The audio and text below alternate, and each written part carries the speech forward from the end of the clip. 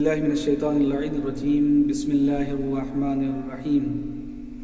عزائے فاطمی کی تمام شیعان حیدر کرار کی خدمت میں تعزیت پیش کرتے ہیں۔ اس سے پہلے کے قسط میں اور اس سے پہلے کے حصے میں کچھ باتیں فاطمی زندگی کے عنوان سے عرض کی تھی، جس میں سے یہ تھا کہ ہر موڑ پر خدا کو یاد رکھنا، حتیٰ ازدواج اور شادی کے موقع پر کہ جہاں پر دنیا اللہ کو بالکل بھول جاتی ہے، اہل بیت کو بالکل بھول جاتی ہے، اس موڑ پر بھی صدیقہ طاہرہ نے اللہ کو یاد رکھا، جس کا نمونہ میں نے پیش کیا تھا آپ کے سامنے، اور ایک اور نمونہ پیش کرنا چاہتا ہوں جس کا آپ سب کو خبر ہے۔ وہ یہ ہے کہ جب انسان اپنی خوشیوں میں اس قدر غرق ہو جاتا ہے اور اللہ کو بھول جاتا ہے تو اس کا نتیجہ اس کی دنیا اور آخرت کی بربادی کے علاوہ اور کچھ نہیں ہوتا ہے۔ لہٰذا جناب زہرا سلام اللہ علیہا نے ہمیں اپنے عمل کے ذریعے سے دعوت دیا کہ دیکھو، شادی کا مطلب اور شادی کا مقصد اور شادی کا تصور یہ نہیں ہے کہ تم اللہ سے دور ہو جاؤ، بلکہ شادی اور ازدواج اللہ سے قریب ہونے کا ذریعہ ہے۔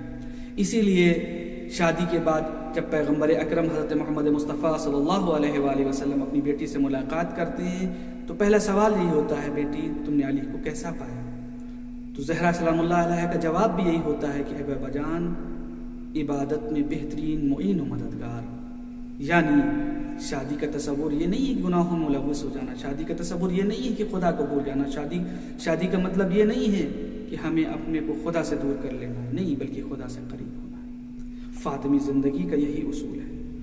جو حضرت فاطمہ زہرا کو چاہتے ہیں، ان سے محبت کرتے ہیں، ان کی محبت کا تقاضا یہ ہے کہ وہ اپنی زندگی میں فاطمی اصولوں کو جگہ دیں، ان کے اصولوں کو اپنائیں۔ دوسرے پہلو کی طرف اشارہ کرنا ہے جناب زہرا سلام اللہ علیہ کے دوسرے پہلو کی طرف، وہ ہے تربیت اولاد کی تربیت۔ آج ماں باپ کو اور باپ ماں کو قصوروار ٹھہراتے ہیں اس وقت جب بچے بگڑ جاتے ہیں، جبکہ تربیت اولاد کی تربیت ماں باپ دونوں کا فریضہ ہے۔ کبھی کبھی کچھ امور ایسے ہوتے ہیں زندگی کے کہ جس میں صرف ماں ہی بچوں کی تربیت کر سکتی ہے، کبھی کچھ ایسے امر ہوتے ہیں جس میں صرف باپ کر سکتا ہے، اور کبھی کچھ امور ایسے ہوتے ہیں کہ جہاں دونوں کی مشارکت ضروری ہوتی ہے۔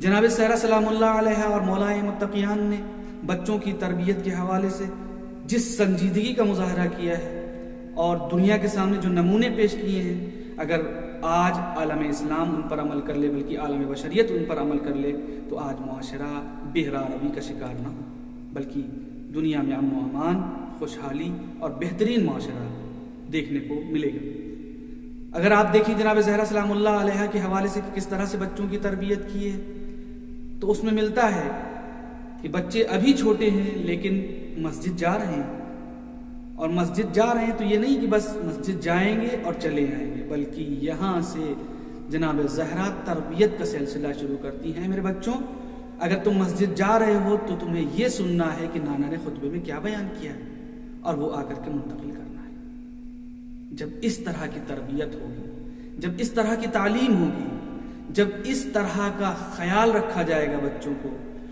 تو اے دنیا میں ایسے بچے وجود میں آئیں گے جسے ہم حسنین کہتے ہیں، دنیا میں ایسے بچے وجود میں آئیں گے جسے ہم زینب و ام کلثوم کہتے ہیں، جب اس طرح سے تربیت کی جائے۔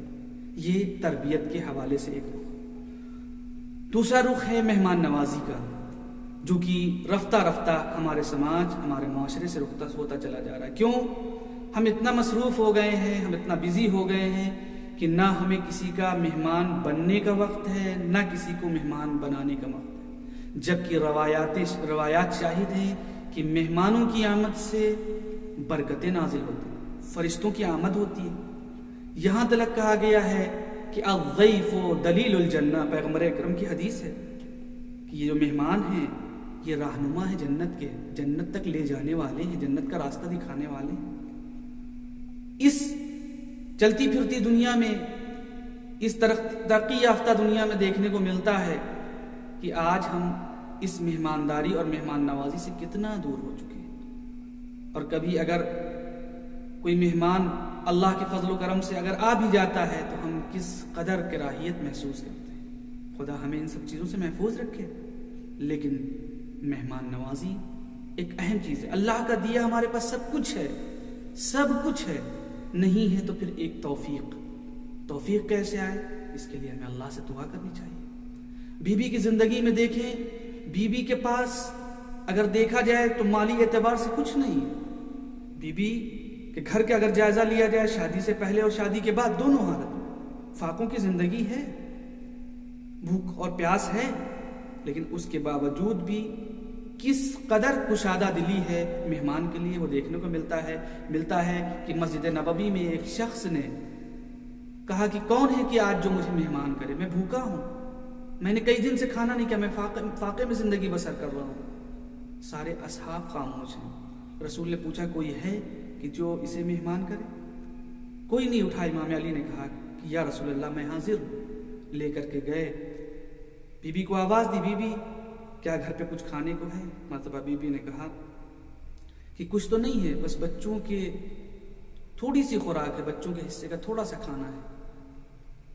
امام نے فرمایا کہ میرے ساتھ ایک سائل ہے، میرے ساتھ ایک ضرورت مند ہے، میرے ساتھ ایک مہمان ہے. بی بی نے کہا کہ بچے بغیر کھانا کھانے کے رہ جائیں گے، لیکن اس مہمان کو کھانا. یہ ہے مہمان نوازی. اہل بیت نے ہمیں یہی سکھایا ہے اور یہی بتایا ہے. اپنی زندگی کو فاطمی بنائیے، اپنے چال چلن کو فاطمی بنائیے، اس کے بعد پھر آپ فخر سے دعویٰ کر سکتے ہیں کہ ہم فاطمی ہیں. والسلام علیکم ورحمۃ اللہ وبرکاتہ.